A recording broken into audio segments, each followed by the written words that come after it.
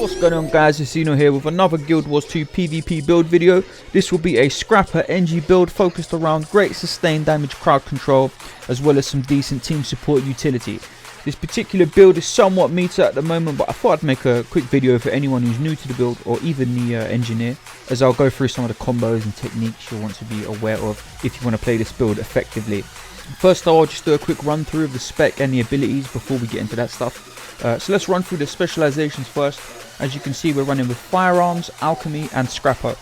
And for the Firearms, we're taking Heavy Armor Exploit, No Scope and Incendiary Powder. For Alchemy, we've got Protection Injection, Self-Regulating Defenses and HGH. And lastly, in the Scrapper tree, we've got Recovery Matrix, Rapid Regeneration and Adaptive Armor. For our rune set, it's between Holbrook or Strength, but I personally run with Holbrook as I prefer the Condi damage reduction. For our amulet, we want Celestial, and on our hammer, it's up to you, but I personally run Hydro for the chill on switch and accuracy for a bit of consistency on the crits, though this isn't vital as you'll have a 10% boost to any targets that you have bleeding on thanks to the Firearms tree. For our heal, we want Healing Turret. For our abilities, we're running Elixir Gun, Elixir B, Slick Shoes, and for our elite, I personally run with the Sneak Gyro, but we'll get into the hows and whys in just a minute. So the first thing you'll notice about this build is it has a lot of synergy between self-heal and swiftness, and pretty much everything you do will be giving you swiftness, which means you'll be regenerating health every time swiftness is up. So the key to surviving in this build is really staying mobile, knowing when to disengage from combat. You can be a real nuisance when chaining CCs in team fights and disengaging out of combat as soon as you become the focus of attention, which is very, very easy to do just by popping Slick Shoes and Super Speed for a quick getaway. Will help to really keep you alive and continue that pressure, which is what this build is really all about. It's important to remember that both Super Speed and Healing Mist serve as your stun breakers, so you need to be as active as possible with your toolbox utilities just as much as you are with your main abilities, okay?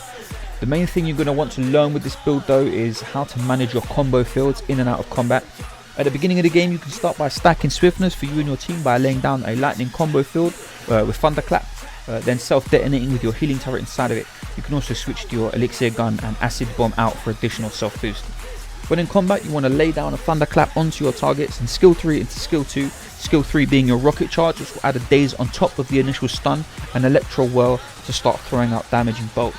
Next, throwing down a light field with your Elixir Gun skill 5 will allow you to Rocket Charge through it, giving you retaliation, following up with Electro Whirl to throw out some cleansing bolts. You can then also turret detonate or acid bomb with the light field to create an area retaliation. Your Slick Shoes can be used in combat to help you stack up these CZs if you really want to spike an enemy, and it can be really devastating if timed correctly.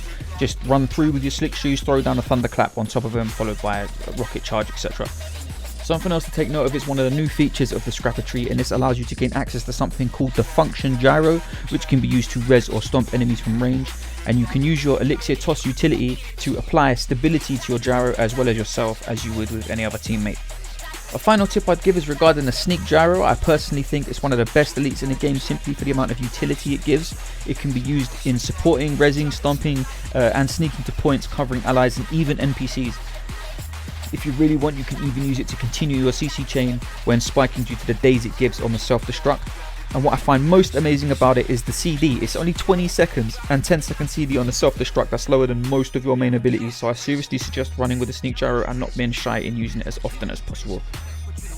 Alright guys, I think that's the build. Feel free to check out the Reaper build video I've made recently if you haven't already. The next video is likely to be an Elementalist build, as I'm having fun with that at the moment. But if you've got any requests or any suggestions, feel free to throw them down in the comments. Alright guys, until next time, take care.